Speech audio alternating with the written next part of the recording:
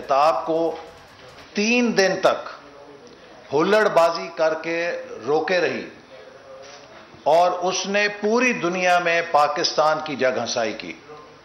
اور ستم یہ ہے کہ اس پر بھی حکومت اپوزیشن کو الزام دے رہی ہے. اپوزیشن کو کیا مفاد ہوگا کہ وہ اپنے ہی لیڈر آف اپوزیشن کی تقریر کے دوران ہنگامہ آرائی کرے. لیڈر آف اپوزیشن کی تقریر کو روکنا یہ وزیر اعظم عمران نیازی کی ہدایت تھی، جس کے اوپر حکومت کے وزراء نے پیش رہ کر اپنے لوگوں کو اکسایا. 3 دن تک شرمناک ہلڑ بازی کی جس نے جمہوریت کو بدنام کیا. اور اس کے بعد اب بلوچستان کے جو مناظر ہیں وہ یہ بات ثابت کر رہے ہیں کہ یہ حکومت انکلوسیو گورننس کی صلاحیت نہیں رکھتی. یہ لوگوں کو ساتھ لے کر چل کے حکمرانی کرنے کی صلاحیت نہیں رکھتی. یہ ملک کی صفوں میں یکجہتی پیدا کرنے کی صلاحیت نہیں رکھتی. یہ ملک کے اندر اتحاد پیدا کرنے کی صلاحیت نہیں رکھتی. یہ حکومت صرف نفرت، تعصب اور حسد کے اوپر قائم ہے. یہ پولرائزیشن کے اوپر چل رہی ہے. دن رات حکومت اور اس کے وزراء اور وزیر اعظم قوم کے اندر پولرائزیشن کو انتہا پر لے کر جا رہے ہیں. پاکستان کے گرد جو خطرات منڈلا رہے ہیں، اس قسم کی پولرائزیشن پاکستان کے لیے ایک زہر قاتل ہے. نہ صرف یہ کہ یہ حکومت پولرائزیشن کر رہی ہے اور کسی قسم کی یکجہتی پیدا کرنے میں ناکام ہے، یہ حکومت نالائکی میں بھی پی ایچ ڈی کیے ہوئے ہے اور ہر روز اس کی نالائکی کا ایک نیا شاخسانہ قوم کے سامنے آتا ہے. میں 2 چیزیں آپ کے سامنے پیش کروں گا جو حال ہی میں حکومت نے کی ہیں اور اس سے ثابت ہوتا ہے کہ یہ حکومت کتنی ناواقف ہے حکمرانی سے. سب سے پہلی، حکومت نے بلڈوز کیا قومی اسمبلی سے الیکٹورل لاز کو، اور اب یہ پتہ چلا ہے کہ انتخابی قوانین کو حکومت تبدیل کرنے جا رہی تھی اور اس نے جو اس میں سب سے پرنسپل سٹیک ہولڈر، آئینی سٹیک ہولڈر، پاکستان کے آئین کی شق 219 جو ہے، وہ الیکشن کمیشن کو ایک آئینی دائرہ اختیار دیتی ہے. وہ ہمارا ادارہ ہے کہ جس کو آئین نے یہ کردار سونپا ہے کہ وہ آزاد منصفانہ الیکشن کرائے. تو اس الیکشن کمیشن سے بھی کنسلٹیشن نہیں کی گئی اور ایک دھاندلی کا پیکج بنا کر حکومت نے الیکشن چرانے کے لیے اپنے پاس الیکشن کمیشن کے اختیارات منتقل کیے تاکہ وہ اگلے الیکشن کو چرا سکیں. ان کی یہ چوری پکڑی گئی. اس پر اپوزیشن نے بھی احتجاج کیا اور الیکشن کمیشن نے بھی اسے آئین کے خلاف قرار دے دیا ہے. اب آپ یہ دیکھیے کہ اگر ایک حکومت انتخابی قوانین کو ترمیم کر رہی ہے، اپوزیشن تو کجا، وہ الیکشن کمیشن آف پاکستان سے بھی مشاورت نہیں کرتی اور اپنے ایجنڈے کو یک طرفہ طور پہ بلڈوز کر کے نافذ کرنا چاہتی ہے، یہ ایک نہایت خطرناک مثال ہے. کیونکہ اگر یہ مان لی جائے تو کل کو ہر حکومت اپنے مرضی کے انتخابی قوانین بنائے گی اور اس سے الیکشن چرانے کی کوشش کرے گی.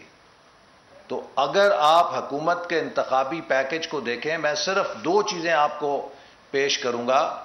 آئین کا جو آرٹیکل 51 سب سیکشن 5 ہے، آرٹیکل 51(5), وہ یہ کہتا ہے کہ the seats in the National Assembly shall be allocated to each province and federal capital on the basis of population in accordance with the last preceding census officially published. Article 51 sub close 5 کہہ رہی ہے کہ جو انتخابی حلقے بنائے جائیں گے اور جو انتخابی حلقوں کی تقسیم ہوگی صوبوں کے درمیان، وہ پاپولیشن آبادی کی بنیاد پر ہوگی۔ حکومت نے ایک بلڈوز قانون کر کے اسے ووٹر رجسٹریشن پہ تبدیل کرنے کی کوشش کی ہے، جس کا مطلب کیا ہے کہ وہ پسماندہ علاقے جہاں پہ ووٹر رجسٹریشن کم ہے ان کی نشستیں کم کر دی جائیں۔ اب یہ آئین کے ساتھ کھلواڑا ہے، یہ آپ آئین کے ساتھ ٹیمپر کر رہے ہیں، پاکستان کے وفاق کی بنیاد کو چھیڑ رہے ہیں۔ جو چھوٹے صوبے ہیں وہ اس سے ڈس انفرنچائز ہوں گے۔ آپ کیسے کر سکتے ہیں؟ ایک ہائی لا کا جو LLB جس اسٹوڈنٹ نے ابھی پاس نہیں کی ہے اسے بھی آپ پوچھیں، وہ یہ کہہ دے گا کہ آئین کے اندر کسی بل کے ذریعے ترمیم نہیں کی جا سکتی، آئین میں ترمیم کرنے کا طریقہ کانسٹیٹیوشنل امینڈمنٹ ہے۔ وہ کانسٹیٹیوشنل امینڈمنٹ بل ہے، 2/3 اکثریت سے ہی آپ آئین میں کوئی ترمیم کر سکتے ہیں۔ آپ کیسے یہ کر سکتے ہیں؟